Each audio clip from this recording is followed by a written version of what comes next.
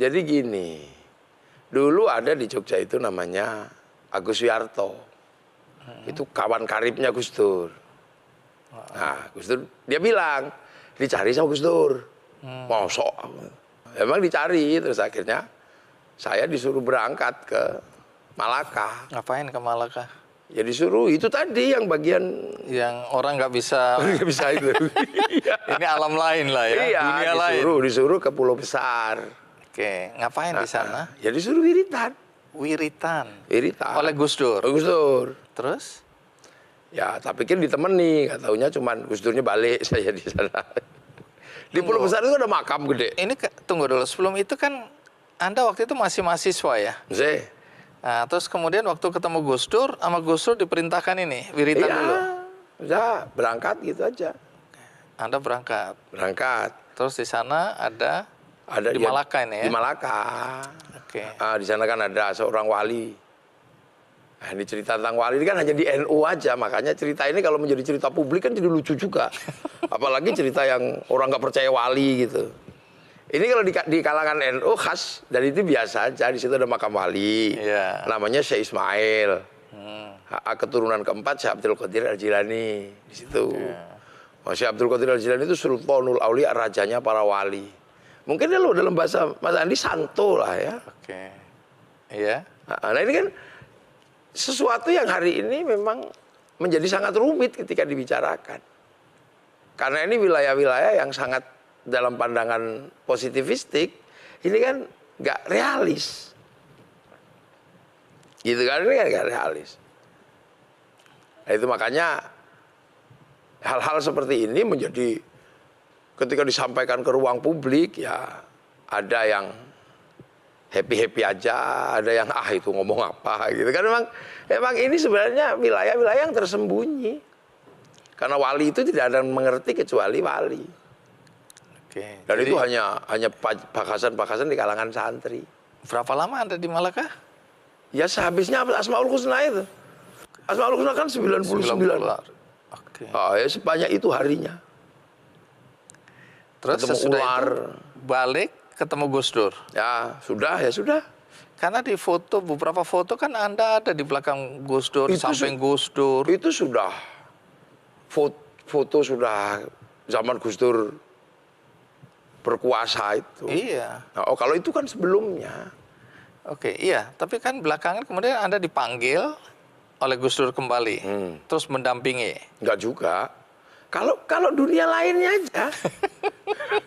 Jadi kalau ada Anda berarti ada sesuatu. Ada sesuatu itulah. Nah itu tanya aja Sleman. Oke. Jadi kalau ada sesuatu yang apa gitu, panggil. Ya gitu aja tadi. Bukan yang resmi-resmi pakai jas itu. Melihat soal sesajen aja dulu. Sesajen ini ada yang pro dan kontra. Kalau Anda sendiri? Jadi sesajen itu sesungguhnya kan persembahan. Ya kan? Nah, dulu. Nenek moyang kita itu ada beberapa jalan survival. Seperti nyangkul. Nyangkul capek. Akhirnya pelihara sapi. Sapi kan harus dikasih makan. Sekarang traktor. Traktor kan harus dikasih bahan bakar. Nah, dunia ini selain manusia yang kelihatan dan makhluk yang nampak, kan banyak sekali makhluk-makhluk yang tidak nampak. Nah, di zaman itu sistem survivalnya banyak berhubungan dengan makhluk-makhluk di luar manusia. Kan eranya masih era seperti itu, era survival. Nah, itu sebenarnya tanggung jawab kiai untuk memutus mata rantai itu. Maka kiai harus memahami dunia itu. Dulu nenek moyang kita bagaimana yang ditembak Belanda nggak mempan. Bagaimana kemudian ada yang tahu-tahu suruh ngambilin kelapa, tapi bukan manusia. Nah, makhluk-makhluk ini kan juga harus dikasih makan dulunya. Nah, kita ini dikasih tanggung jawab. Kita ajak ngomong makhluk-makhluk itu. Kamu sekarang sudah bukan waktunya lagi makan. Karena nenek-nenek anak-anak sekarang sudah punya teknologi di luar teknologimu. Ini kan teknologi yang disebut teknologi makhluk astral itu, Mas Andi. Nah itulah makanya kiai itu jangan mudah-mudah. Dulu sebelum ada agama yang diajarkan oleh Rasulullah masuk sini, nenek moyang kita itu biasa berhubungan dengan kayak gitu. Ngangkat batu gede sebelum ada traktor, bulldozer, pakai apa? Mereka pasti juga minta sesuatu. Nabi Sulaiman, iya kan kelasnya Nabi, bangun Istana Salomon itu gede-gede, pakai makhluk seperti itu. Berhubung Nabi, dia nggak minta jatah, nggak minta upah. Tapi tempat kita yang orang biasa, makhluk begitu minta upah. Dalam bentuk sesajen itu. Dalam bentuk sesajen itu awalnya. Nah, tugas kiai menego sebenarnya. Jangan memusyrikan, jangan mengkafirkan, jangan mengatakan itu nggak ada. Karena kamu datang belakangan. Kamu nggak pernah bertanggung jawab pada survivalnya mereka sebelum kamu datang. Jadi agama juga jangan sombong dong. Jangan angkuh. Kan gitu. Ini kan baru datang. Peradabannya sudah ada. Tiba-tiba langsung sapu bersih. Nggak bisa begitu. Nenek moyang kita sebelum agama itu datang, survivalnya seperti itu. Maka ada di dalam tradisi pesantren mempelajari ilmu-ilmu untuk memutus mata rantai itu. Agar apa? Agar dia berhenti. Berubah menjadi manusia yang tidak lagi tergantung dengan yang seperti itu. Ini kan fase. Jadi ibaratnya momong manusia itu dohiron wa batinan. Dari yang kelihatan dan yang enggak kelihatan. Apakah itu pula termasuk yang membuat Anda juga waktu itu seakan-akan ya bisa memahami ketika ribut-ribut soal pawang. Karena di motor GP itu, ya. Nah, itu kan ribut. Ada Mbak Rara, pawang, supaya nggak hujan, ya. Nah, kan orang banyak bilang, wah ini nggak bisa ini. Ya syirik lah, musyrik lah, macam-macam tanggapan negatif ya dari perspektif agama. Nah, tapi kan Anda salah satu yang mengatakan enggak ada masalah sebenarnya ini. Nah, apakah itu alasan yang sama? Ya, air hujan itu misalnya kan bisa turun ketika ada air. Tapi ketika tidak ada air, bisa dibikin air hujan pakai teknologi. Artinya ini kan sesuatu yang sederhana saja.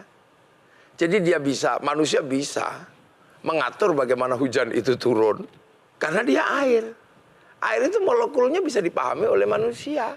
Jadi ketika manusia bisa memahami molekul air, dia bisa bikin. Makanya ada apa yang bawa pesawat itu. Nah, dulu nenek moyang kita lebih efektif. Bahwa ada molekul-molekul dan partikel-partikel yang bisa tabrakan. Nah, itulah berdoa kan. Hanya masalahnya ketika motor GP di tidak ada kiai yang datang, udah deh biar saya aja yang berdoa, biar gak hujan, kan gak ada yang begitu. Akhirnya panitianya nyarinya yang pawang hujan. Coba tiba-tiba kalau ada ustadznya yang datang, ya sudah, kamu ini. Itu kan sama dengan mengatakan, ada orang mengatakan bank haram. Tapi ustadz yang mengatakan ketika yang utang bank itu datang ke tempat ustadz, ya udah daripada banknya haram, udah kamu aja yang saya utangi, kan gak ada juga. Nah, itu problem, dan itu di tengah masyarakat kita. Itu masih ada. Jadi yang kayak gitu mesti dipahami, dan itulah makanya itu tugas kiai. Makanya kiai itu kan tugasnya banyak, karena di Jawa itu kiai itu kan ada yang juga cuman manusia. Mas Andi, ada kebo juga Kiai Slamet. Iya kan, ada tombak Kiai Pleret. Jadi makanya multidimensi ini disematkan kepada seorang ulama yang dalam bahasa Jawa disebut kiai, agar bisa mewakili mata rantai ini seperti apa. Mata rantainya tombak Kiai Pleret, mata rantainya tombak kebu Kiai Slamet, mata rantainya Kiai Haji, kan gitu. Nah, simpulnya akhirnya kan ada pada ulama. Nah, jadi ulama makanya oleh para orang tua dulu, para wali disebut kiai itu agar bisa memahami arus masyarakat yang berada di Kiai Slamet, arus masyarakat yang ada di Kiai Pleret. Makanya tidak disebut ustadz, kan gitu. Makanya tempatnya langgar. Karena di situ punya dinamika apa saja agar umat bisa masuk berada di situ. Kalau musola hanya tempat Sholat. sholat. Makanya kiai itu langgar. Muridnya ya macam-macam. Kalau tilmidun, muridun itu hanya belajar agama. Tapi kalau santri itu ya isinya ada yang sambat nggak punya uang, ada yang problemnya. Makanya namanya sudah kiai. Makanya karena kiai dulu dipakein jubah. Tapi karena ustadz dipakein jubah, begitu kiai jubahnya dipotong kan. Baju syar'i dipotong, potongannya jadi syar'un ini. Dulu di Jawa nggak punya huruf ain, punyanya mogo potongo, maka syar'un jadi sarung. Loh, kan orang nggak boleh, jadi lebur bersama masyarakatnya. Maka sebutannya kiai. Sehingga dia harus memahami dimensi kiai-kiai yang lain. Karena kalau kiai ulama ini di luar struktur yang ini, itu kalau nggak ada wasitnya, karena selalu mengatasnamakan Tuhan. Makanya oleh para orang-orang, oleh nenek moyang kita diturunkan, kamu itu kiai.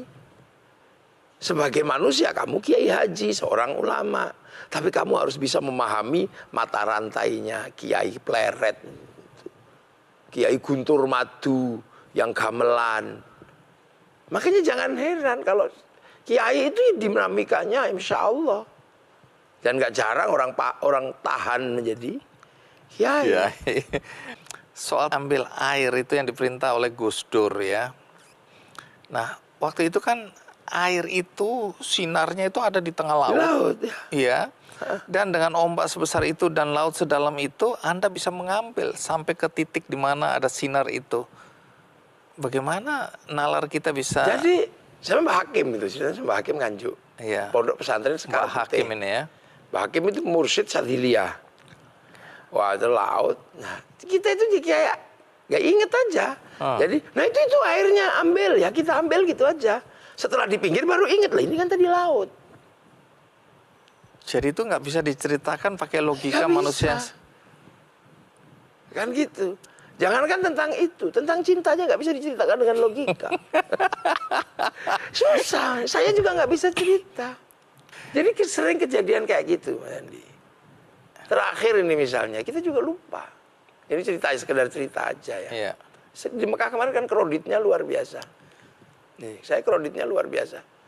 Jadi antara Mina sama Makkah itu tidak ada alat angkut, sudah macet semua. Taksi macet, apa-apa macet. Saya sama istri. Terus, ya udah deh, kita setelah ini nafar awal kita ke Mekah. Nah, istri saya bilang, ayo mas, siapa tahu nanti kita bisa, kalau enggak ya jalan kaki kan gitu. Orang nyari angkutan nggak ada, semua kendaraan berhenti. Tiba-tiba ketika saya keluar, itu ada bus tulisannya Indonesia. Zam-zam abadi itu, kalau nggak salah zam-zam abadi. Nah, saya berdiri di antara kerumunan orang yang demikian banyak. Tiba-tiba ada bus itu berhenti. Kernetnya datang ke saya, Kiai ikut saya aja kalau mau ke Mekah. Saya naiklah ke bus itu, yang lain nggak boleh masuk. Isinya cuma 2, saya sama istri saya. Diantarlah sampai ke Mekah, sampai ke hotel. Sampai di hotel, saya telepon, aku sampai hotel. Mana mungkin, saya video call, saya sampai. Itu ingat juga ketika sudah sampai di hotel itu. Di address hotel di Jabal Umar. Tadi itu bis apa? Ini baru kemarin. Jadi ketika itu kita nggak tahu. Kita sadar setelahnya. Setelahnya, itu bis apa tadi? Oke, menarik ya. Ini pengalaman spiritual ya. Sesuatu yang mungkin secara logika sulit diterima akal sehat lah ya. Logika sederhana kita nggak mudeng gitu loh, nggak bisa memahami ya. Termasuk waktu Gus Dur, detik-detik Gus Dur mau dilengserkan itu. Ketika, wah tentara, panser, tank mulai itu. Nah, semua orang cerita, tapi saya nggak tahu ini benar atau tidak. Saya selalu menganggapnya ini hoax. Nggak tahu tuh yang saya angkat itu panser apa ada enggak? yang bilang Anda angkat dengan tangan kiri aja panser itu. Nah itu yang saya untuk angkat digeser supaya apa? Nggak tahu arahnya meriamnya itu mengarah kemana. Saya bisa cerita nggak apa yang terjadi? Jadi gini, Bang Andi ya. Dulu waktu Gus Dur mau dijatuhkan, semua kan pengen terlibat. Membela Gus Dur. Bela Gus Dur. Oke. Tapi kan problemnya beda. Gus Dur ini problem parlementarian. Yang datang ini ekstra parlementer. Jadi bulat aja di sekitar gedung itu. Tapi Anda sadar nggak waktu ngangkat Panser itu? Ya nggak tahu gini terus tiba-tiba gini, nggak tahu itu yang saya angkat itu Panser apa enggak. Tapi kata orang-orang sih Panser. Tujuannya apa waktu itu Anda ngangkat itu? Agar tidak kenabrak ini kan. Orang kan udah capek. Beberapa bulan nggak tidur semua terlentang. Saya khawatirnya kalau Panser ini jalan terus, ini clear kan pembersihan. Itu kan pembersihan di sekitar istana. Jadi semua yang sudah ini harus bersih. Sementara Gus Dur dengan beberapa ulama membuat orang memang tidak boleh lagi di sekitar istana. Karena Gus Dur tiba-tiba dengan beberapa kiai membuat surat pindah. Gus Dur ini kan dibikinkan surat pindah oleh RT RW untuk pindah kembali ke Ciganjur. Artinya kalau orang mau bela Gus Dur, itu ya belalah ke Ciganjur. Sehingga apa? Sehingga tidak terjadi keributan di istana. Karena Gus Dur sudah bukan presiden, sudah warga Ciganjur. Tapi kan orang nggak bisa terima, Bang Andi. Nah orang nggak terima ini nggak ngerti mau apa. Pokoknya taunya Gus Dur harus tetap jadi presiden. Para pendekar, para apa yang pulang datang ke situ sudah pamit istrinya, udah pamit mati, pamit apa. Sementara Gus Dur enak saja, ya sudah gitu aja kok repot kan. Ini nanti yang di luar ini kan banyak pas orang-orang yang sudah bahwa yang namanya bela kiainya masuk surga gitu itu udah tidur. Nah di saat pembersihan itulah mungkin itu. Anda menghindari orang kegilas atau orang celaka gara-gara Panser. Jadi kesedihan kita tentang jatuhnya Gus Dur itu sudah lebih berat daripada mengingat sesuatu di luar itu. Jadi orang memang sedih, semua itu nangis semua. Jadi hari-hari memang, jadi sedihnya luar biasa. Jadi kesedihan, tapi bahwa itu tidak terjadi pertumpahan darah itu sudah luar biasa karena Gus Dur bikin surat pindah. Jadi secara fikih akhirnya kalau mau membela Gus Dur haram kalau di istana karena Gus Dur sudah pindah ke Ciganjur. Dalam wawancara saya dengan Gus Dur hari-hari itu memang dia cerita, artinya dia bilang kalau dia nggak mencegah waktu itu pertumpahan darah luar biasa. Karena yang dari berbagai pelosok terutama Jawa Timur mau datang semua itu. Baik, ada satu lagi cerita yang berkaitan dengan ya mau dibilang mistik, mau dibilang kesaktian, mau dibilang apapun juga sesuatu yang secara logis susah diterima akal sehat. Ketika Anda pamit dari pondok pesantren Anda mau ke makam Wali Songo ya bersiarah ke makam Wali Songo. Itu kalau pakai logika saya nggak tahu Anda jalan kaki pakai kendaraan atau apa harusnya 3 bulan. Tapi baru 3 hari Anda pulang dan Anda menyatakan Anda sudah bersiarah ke Wali Songo. Itu bagaimana menjelaskannya? Jadi diminta, jadi kan ada santri-santri itu kan cari ijazah kan dulu. Bagaimana kemudian, karena selalu dibilang, santri itu kalau tirakat, gitu. Kalau tirakat, pilihannya jadinya 3. Kalau nggak ngalim, itu ya kaya. Gitu. Kalau nggak kaya, pasti hidupnya bermanfaat untuk orang banyak. Yang penting riyadhah. Saya carilah itu katanya ziarah Wali Songo jalan kaki. Iya, nggih Kyai. Ya sudahlah kita berangkat jalan kaki. Tapi namanya usia segitu kan terus di tengah jalan itu ke Ngampel. Jadi kan ke Ngampel dulu. Di Ngampel. Nah, setelah itu capek kan. Perjalanan dari Gresik ke Ngampel itu berapa hari sambil jalan kaki. Saya kan pengen mau naik bis. Saya ke kondektur. Kondekturnya bilang, apa kamu topom piling ini? Hah? Nah, orang minta naik bis aja mestinya kan. Akhirnya ini nggak masuk akal. Akhirnya sampai takut saya. Akhirnya sudah nggak naik bis. Ziarah. Terus ke beberapa wali. Mau naik bis. Dimarahi lagi, dibuang ke got saya. Itu pelajaran saya waktu itu.